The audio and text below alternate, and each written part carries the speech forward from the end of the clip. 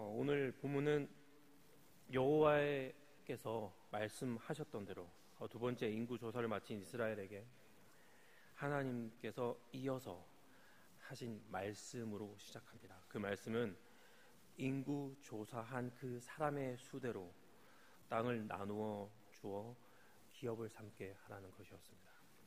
우리가 익히 알고 있는 대로 인구 조사를 마쳤으니 이제 그 명수대로 땅을 나눠 주시나 보다라고 의뢰 생각할 수 있습니다.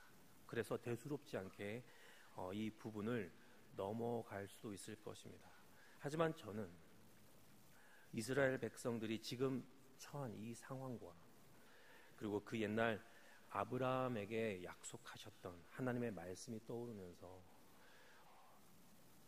53절 오늘 본문의 이 첫 구절에 이 짧은 구절이지만 한동안 저는 묶여 있을 수밖에 없었습니다. 하나님께서 이렇게 말씀하셨습니다. 이 명수대로 땅을 나누어 주어 기업을 삼게 하라. 그런데 이 말씀 언제 하셨습니까?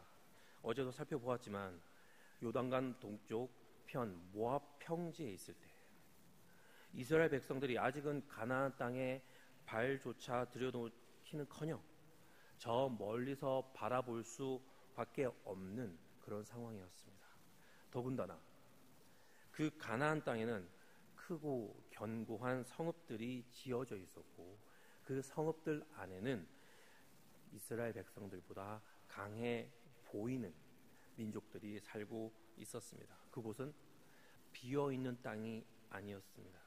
엄연히 그 땅에는 그 땅을 차지하고 있는 그리고 그 땅에서 살고 있는 사람들이 분명히 존재하고 있었습니다.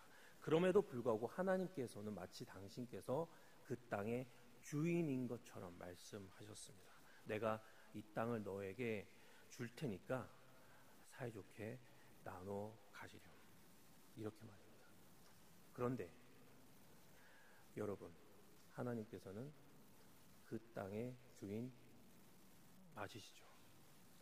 이 세상은 하나님께서 만드신 바요 이 모든 것들은 분명 하나님의 주권 아래 놓여져 있습니다. 하나님께서는 이 온 우주 만물의 주인 분명히 맞으십니다. 그러하신 하나님께서 작디 작은 그 가나안 땅, 그 땅을 선택하시고 그 땅을 이스라엘 백성에게 주시기로 하시는 그것은 결코 어려운 일이거나 그분께 불가능한 일은 결코 아닐 것입니다. 하나님은 그 땅을 주시기로 마음 먹으셨습니다. 그리고 아브라함에게 말씀하셨습니다. 내가 너에게 보여줄 그 땅으로 가라 라고 말입니다. 이스라엘 백성들이 가나안 땅으로 들어가서 그곳에서 살게 되는 것은 이미 하나님 마음에 정해져 있었고 그리고 그러하기 때문에 그 일은 이루어질 일이었습니다. 하나님께서 약속하신 것은 이미 하나님께서 그러하시기로 마음 먹으셨기 때문에 이루어질 수밖에 없는 것이란 말입니다. 하나님께서 아브라함과 약속하신 것이 또 하나가 더 있습니다. 바로 그로 하여금 큰 민족을 이룬다고 하신 말씀입니다. 어제 본문의 내용이지만 1차 인구 조사에서 파악된 20세 이상의 싸움에 나갈 만한 자의 수가 몇 명이었는지 기억하십니까? 몇 주 전에 봤던 내용이지만 바로 어제도 한번 거론된 수입니다. 60만 3,550명이었습니다. 그리고 38년이 지난 후 두 번째 인구 조사의 결과는 60만 1,730명이었습니다. 불과 1,820명, 0.3%만 줄어든 수치인 거의 비슷한 인구의 수였습니다. 이러한 어떤 일들이 이스라엘 백성들에게 38년 동안 있었던 상관없이 하나님께서는 당신께서 약속하셨던 그 말씀, 수많은 민족들을 너로 하여금 이루겠다라고 하신 그 말씀을 그대로 이루셨습니다. 그러하기에 기필코 이루어지는 일들은 기필코 이루어지게 되어 있다는 것입니다. 그런데 아시는 것처럼 광야 생활 전후에 이스라엘 민족은 그 60만이 넘는 그 인구는 지속되었지만 그 수를 이루는 구성원은 완전히 다른 사람이었다는 것을 우리는 알고 있습니다. 출애굽으로 시작해서 가나안 땅에 들어가게 되는 그들의 구원의 여정은 분명하게 온전하게 마무리되겠지만 그 시작과 끝 사이에는 분명 변화가 있었다는 말입니다. 모압 형제에서 가나안 땅을 목전에 두고 있는 모세에게 하나님께서는 이스라엘 백성들에게 땅을 어떻게 나눌지에 대해서 직접 말씀해 주십니다. 그 나눔에는 두 가지 기준이 있다고 볼 수 있습니다. 하나는 비례적이었습니다. 다시 말해 인구가 많은 집단이 더 많은 땅을 할당받도록 했습니다. 수가 많은 자에게는 많이 주게 하고 그리고 수가 적은 자에게는 적게 주어야 하는 것이었습니다. 그렇게 되면 각 지파에게 돌아가는 땅의 크기는 분명 다를 수 있겠지만 이스라엘 백성 개개인에게 돌아가는 땅의 크기는 분명 아마 동일하지 않았을까 싶습니다. 계수된 만큼 그 땅의 크기도 정해져 있었기 때문에 말입니다. 각 사람이 동일한 넓이의 땅을 가지게 되는 것 정말 공평한 일이라 생각이 듭니다. 그래서 모두가 공평하게 소유하고 동일한 대우를 받아야 한다는 공산주의 사상을 이끌었던 그 옛날 사람들의 주장이 많은 사람들로부터 지지를 받을 수 있었던 것은 이해하지 못할 대목이 분명 아닐 것입니다. 공평하다는 것 참 좋은 것 같습니다.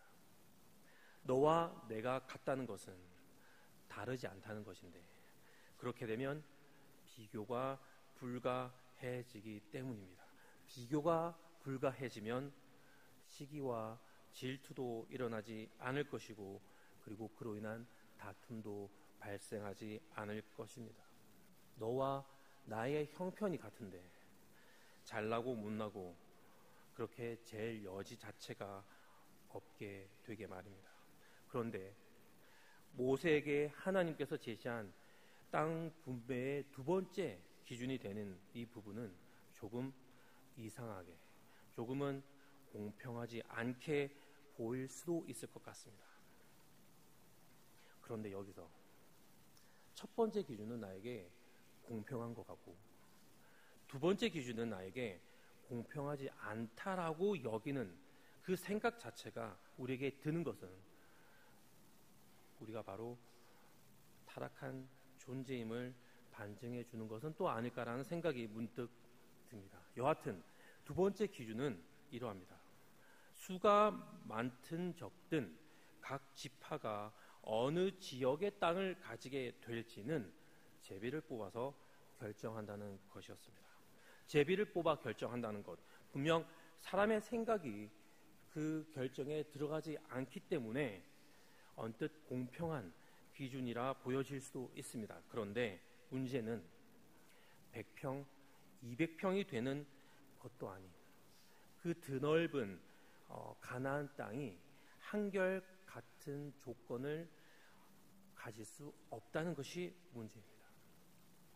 어떤 땅은 상대적으로 질이 좋고 그리고 또 어떤 땅은 다른 곳보다 주위 환경이 좋을 수 있습니다. 반면에 변방에 있는 땅이나 좋지 않은 토양으로 이루어진 곳도 분명히 존재했었을 것입니다.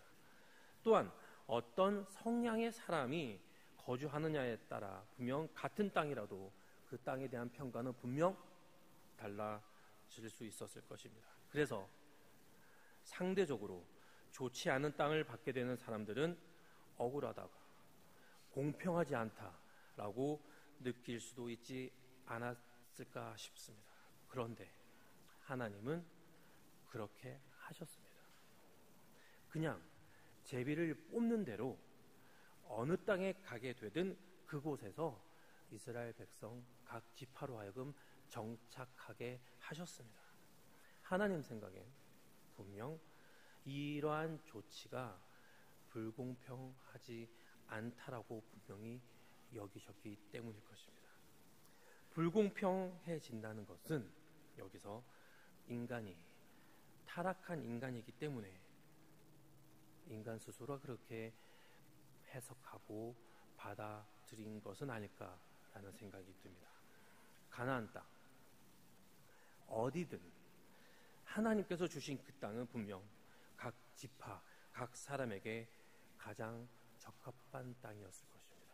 그 어느 곳이든 적과 꿀이 흐르는 땅이었을 것입니다. 그런데 남의 떡이 더 커 보이는 것처럼 내가 보기에는 내게 주어진 그 땅보다 남들에게 주어진 그 땅이 좋게 여겨졌던 이스라엘 백성은 아니었는지, 또는 설령 그들이 그렇게 생각하지 않았을지언정 오늘 이 본문을 대하는 우리는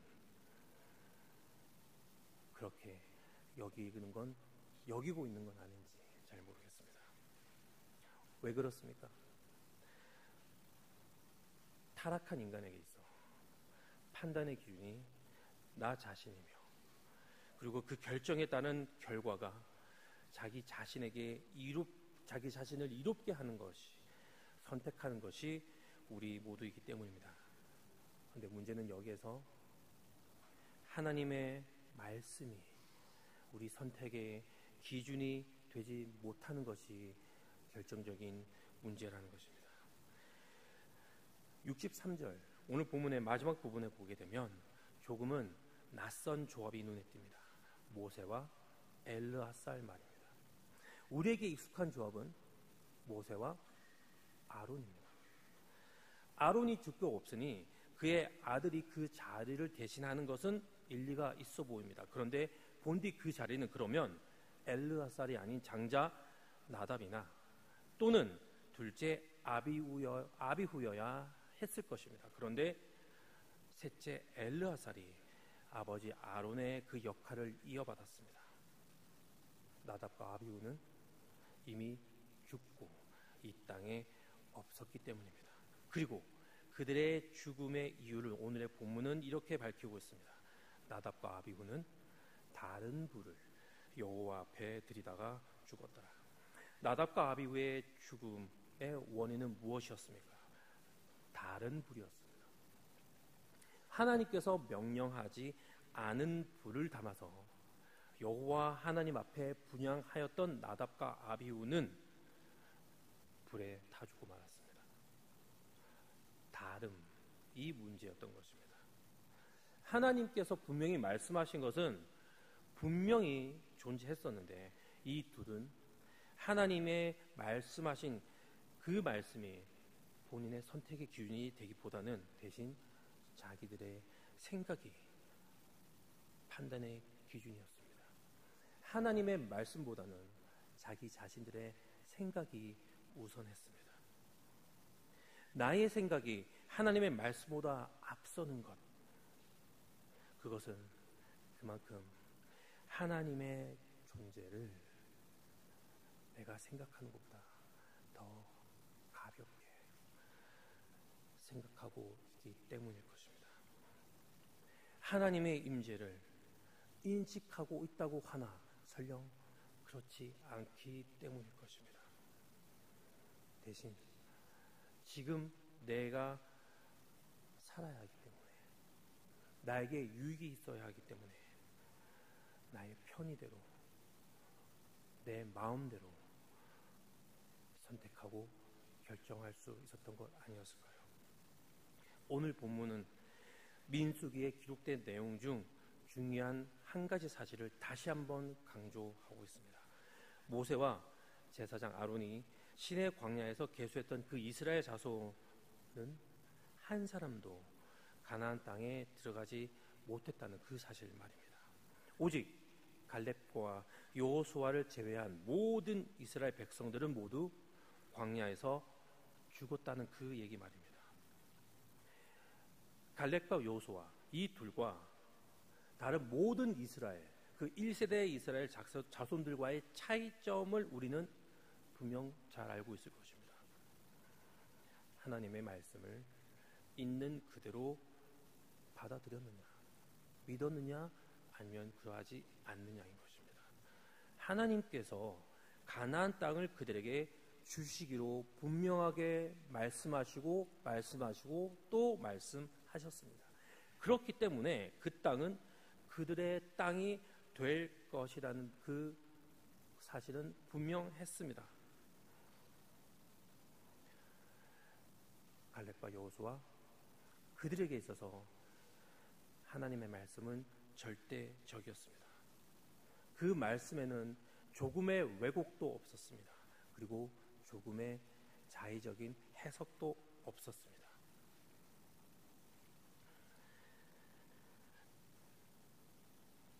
삶 속에서, 달라지는 상황 속에서, 그리고 또는 예상하지 못하는 난관 앞에서도 하나님의 말씀은 변하지 않았습니다. 이스라엘 백성들보다 가나안 땅의 거주민들의 실제로 그들의 보기가 아니라 실제로 강했을 수도 있었을 것입니다. 그들이 살던 성읍은 정말로 무너뜨리기에는 견고했었을 수도 있습니다. 하지만 갈렙과 여호와는 자기 자신들 스스로 판단하거나 또는 자기 자신들을 의지하지 않았습니다. 오직 하나님의 그 약속의 말씀만을 믿고 의지했던 것이었습니다. 이것이 그들을 가나안 땅으로 인도했던 근본적인 이유임을 우리는 잘 알고 있습니다. 그들에게 있어서 하나님의 말씀은 그 분의 실제였기 때문에 그 말씀 앞에서 자신의 판단과 자신의 해석은 아무런 의미가 없었습니다. 나답과 아비후의 죽음, 그리고 갈렙과 여호수아의 구원, 이 둘은 분명 하나님의 말씀을 대하는 그들의 마음이 달랐던 것에서부터 분명 오는 차이였을 것입니다. 아론의 아들들은 하나님의 말씀을 가볍게 여기고 갈렙과 여호수아는 하나님의 말씀을 중히 여겼습니다. 그리고 그 결과는 정반대였습니다. 하나님의 말씀을 경히 여김은 죽음이었지만 하나님의 말씀을 중히 여김은 구원이었습니다. 예수 그리스도를 나의 구원자요 나의 주인으로 고백하고 그 고백대로 살아가는 우리들은 모두 구원받은 하나님의 백성입니다. 그리고 우리는 이 땅에서 구원의 여정을 이어가고 있습니다. 그런데 이 여정이 쉽지만은 않습니다. 악한 본성, 그것을 여전히 가진 채 그렇기에 시시때때로 드러나는 탐심으로 인해 많은 유혹과 시험에 넘어지기 일수인 우리들의 모습임을 우리는 부인할 수가 없기 때문입니다. 그렇기에 이 여정을 성공적으로 이루어갈 수 있는 핵심은 바로 결코 변하지 않는, 그리고 말씀대로 이루어내실 그 하나님의 말씀대로 살아가는 것일 것입니다. 그 말씀이 이 땅에서 살아가는 그 여정 가운데 우리를 지키고 그리고 우리를 변화시켜 나갈 것이기 때문입니다. 정해주신 그 불로만 분양을 하면 되고, 주신다고 하신 그 땅은 우리의 땅이라 믿고 받으면 되는 것입니다. 아주 단순합니다. 물론 하나님의 말씀이 이해가 되지 않거나 그래서 납득이 되지 않을 수도 있을 것입니다. 제비를 뽑아서 땅을 나누라고 하신 그 하나님의 말씀이 어느 누군가에는 분명 불공평하게 받아들여질 수도 있는 것처럼 말입니다. 하지만 잊지 말아야 할 것은 하나님은 선하시고 하지만 우리는 악하다는 것입니다. 하나님은 완전하지만 반면에 우리는 불완전하다는 것입니다. 하나님은 신실하지만 우리는 결코 믿을 만한 존재가 아니라는 것입니다. 그래서 우리는 하나님의 뜻을 다 이해할 수 없으며 우리의 판단은 이기적일 수밖에 없고 모순적일 수밖에 없으며 그리고 옳지도 못하다는 것입니다. 심지어 나의 판단으로 인해 나는 최소한 유익을 보겠지만 그래서 나 스스로는 내 판단이 잘된 거구나, 내 판단이 옳았구나라고 생각할 수 있겠지만 동시에 다른 누군가는 내 결정으로 인해서 상처나 손해를 볼 수 있다는 것입니다. 그래서 나의 판단, 우리의 판단은 결코 선한 것이 될 수 없는 것입니다. 남을 자신과 같이 사랑하라는 그 가르침을 따라야 하는 예수를 믿는 내가 예수를 믿지는 않는 다른 사람들과 별반 다를 바 없어서 보이는 것이 바로 우리들의 삶의 모습 아니겠습니까? 이 땅에서의 생애는 바람과도 같다고 했습니다. 삶의 끝이 도적같이 찾아온다고 했습니다.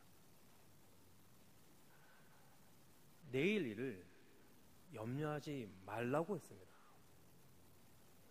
대신 하나님의 나라와 그분의 의를 구하라고 했습니다.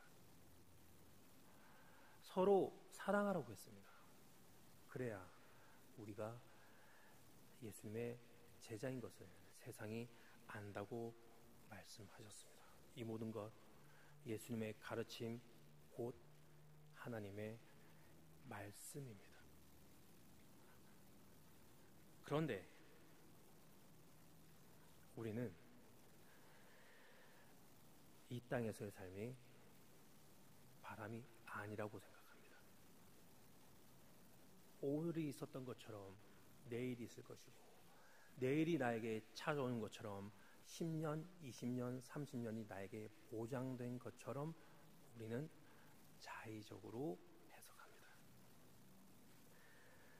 나의 삶의 끝이 당장이 아니라 한참 후에 검은 머리 팥불이 되어서야 그때 찾아올 것이라고 스스로 판단합니다. 그래서 아직 긴 세월 나에게 남았으니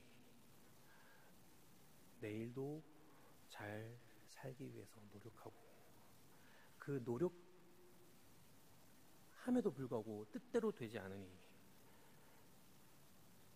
염려하고 걱정합니다. 그래서 하나님의 나라와 그분의 의가 아닌 내 자신이 삶의 주인이 되어서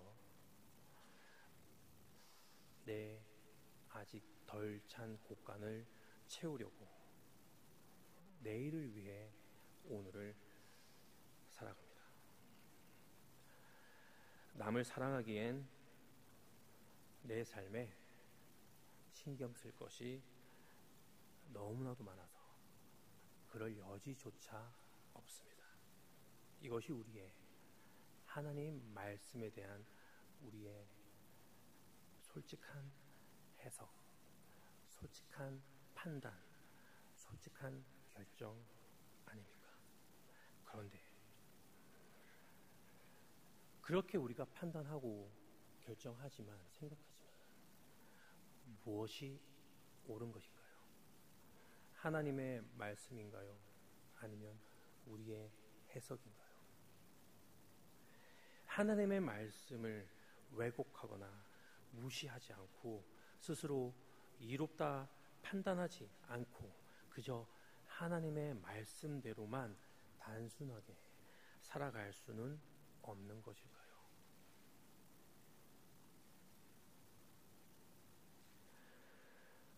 우리는 지금 하루를 시작하고 있습니다. 내일은 모르겠지만 오늘 이 하루만이라도 하나님의 말씀을 쫓아서 살아가면 어떨까요? 이러한 오늘이 그 하나님의 말씀대로만 단순하게 살아가는 오늘이 지속된다면 우리의 모습은 어느덧 먼 훗날 변해 있지 않을까 싶습니다. 오늘 이 하루를 내가 아닌 예수님께서 나의 주인으로 모시고 나에 대한 염려 말고 도움이 필요한 이웃들을 돌아보는, 그래서 그 안에서 참된 만족, 참된 기쁨, 그리고 참된 평안을 누리는 정말 복된 삶 살아내는 하늘의 교회 모든 형제 자매님들 되시길 예수님의 이름으로 축원합니다. 함께 기도하겠습니다.